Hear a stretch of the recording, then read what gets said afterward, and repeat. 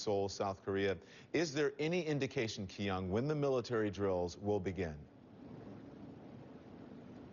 From what we're gathering from the South Korean military, Don, they are expected to happen sometime between now and the next 7 or 8 hours. We haven't gotten an exact time frame of exactly when they are expected to start. But what we can tell you is that these live-fire naval drills near Yeongjong Island will be taking place today, according to the South Korean military.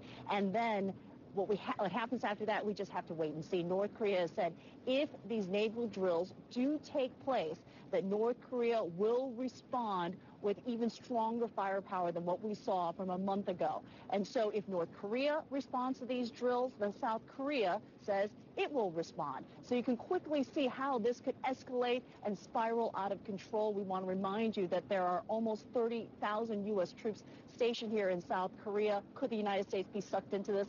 At this point, it's too early to tell, but we can tell you that things certainly are going to be escalating this morning. South Korea does appear to be making other security considerations elsewhere here in South Korea. The Kaesong Industrial Complex, which is an unusual setup, one of the last remnants of the Sunshine Policy here. South Korean companies who hire North Korean workers, South Koreans are not going to be allowed into that complex. They'll be allowed out.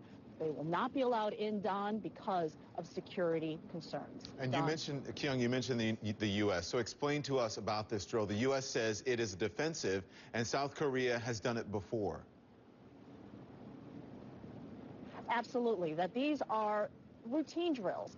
This is something that when we went to the island and spoke to residents, they say this is something we've seen many times. According to the South Korean military, something as frequently as every month or so. What's different now, though, is that North Korea has decided to pay attention. What North Korea is saying is that these are waters that are their territory, and so that they will respond if these drills do take place. Kyung, more than 28,000 U.S. troops in South Korea. Any word from American commanders there? Any sign that U.S. troops are on heightened alert there? Certainly they're paying attention, but no specific movement from the U.S. troops as far as we understand. Okay. It's Monday morning there. What is it, 9:21 there? What's the mood in Seoul? From what we can gather, people here are certainly concerned. The very big difference now from months ago is that people do actually consider the possibility of war for many, many years. Koreans had felt that it's such a remnant possibility of the times of the armistice, so that's something that simply couldn't happen. But certainly that reality is apparent more today, especially as these drills do appear to be taking place. People there are feeling the mood of war for the first time in many, many years. That's a good way of describing it. Thank you very much, Kyung Law in Seoul, South Korea. The UN Security Council has been meeting in an emergency session all day trying to resolve this impending crisis. And CNN's senior United Nations correspondent Richard Roth is at the UN, where it appears the Security Council has hit an impasse. So, Richard, what's happened? Security Council negotiations have indeed hit an impasse. The Russian ambassador who called for this meeting wanted it yesterday. He's disappointed. He wanted a council statement urging common peace. The U.S. and others wanted more condemnation of North Korea. He is speaking now to the press corps outside the UN Security Council. Let's take a listen. A public statement to that effect. So it's. Did you reiterate that too? No, I did not. But you know, we had these past 2 or 3 days there were numerous contacts in the capitals, and of course we also had contacts in Seoul conveying that message. We had contacts in the capital of DPRK conveying various messages. So we have been extremely active on all the fronts. Secretary General, we were told by some diplomats that the real sticking point was the demand of, we were told, most council members for a condemnation of North Korea for the November 23rd attack and the sinking of the Cheonan. And I wondered whether that was the key sticking. Well, first of all, I don't want to go into the detail of that, because there is still an ongoing negotiation, ongoing contacts between delegations and capitals, and maybe I hope still that those contacts will result in a successful outcome. However, I would like you to recall that there was a statement delivered by the Security Council on the Cheonan situation, and November 23 somehow was not brought to the Security Council.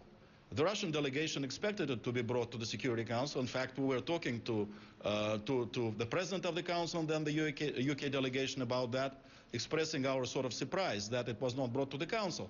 And I think it complicated our work today, because colleagues kept talking about November 23 quite a bit, even though we had plenty of time in the week since November 23 to formulate the council's position. And had that happened, then it would have allowed us, in my view, to be focused more on the current problems on the Korean Peninsula. But, you know, what has been done or not done is a fact of life, and today we were trying to focus on the future.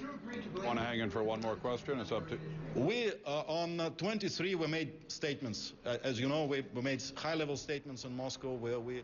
This is Russian Ambassador Vitaly Churkin. The Russian ambassador, disappointed the Security Council has so far today in New York has not been able to reach agreement on a statement.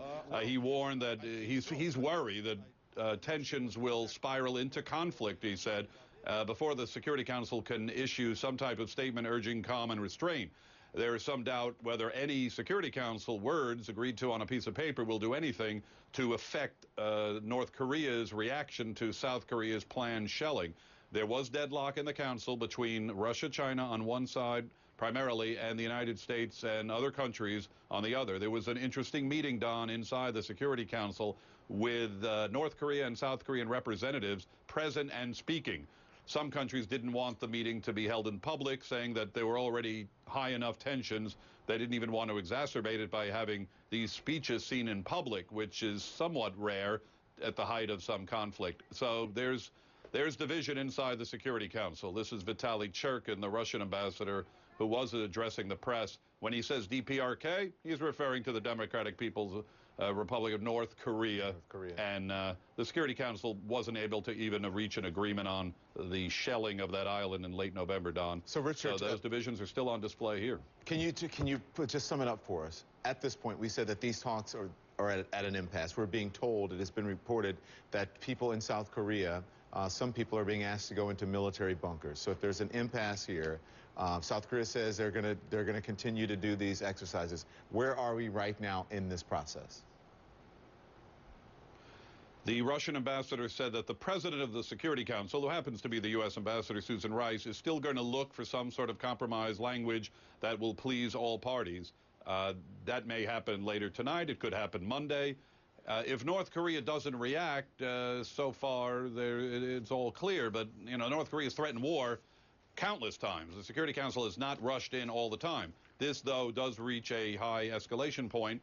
The diplomats have been deadlocked, as we know, whether it's Iraq or Balkans. This has happened before. This was just to issue a simple statement asking for calm and with a little bit of condemnatory language. Is not even happening here so far on a Sunday night in New York. All right, Richard Roth, you and Richard, thank you. We will check back with you. And when we come back here on CNN, I'll check in with an expert on the region. His name is Mike Chinoy. He is the author of Meltdown, the inside story of the North Korean nuclear crisis. He'll join us just moments after a break to break all of this down for us. All right, to help make sense of this very scary situation, I want to bring in one of the world's foremost experts on North Korea. Mike Chinoy is a diehard journalist who spent many years as CNN's senior Asia correspondent. He has been to North Korea more than a dozen times. So Mike is now a senior fellow at the U.S.-China Institute at the University of Southern California. And he's also the author, I want to say, of the book called Meltdown, the inside story of the North Korean nuclear crisis. He joins us now from Los Angeles via Skype. Listen, before I ask you why this is happening, how much power, if any, does the UN have at stopping any of this from going on? I think the UN has very little power. There was some speculation that if the Security Council had passed a resolution calling for calm, it might have given South Korea a face-saving way to back off.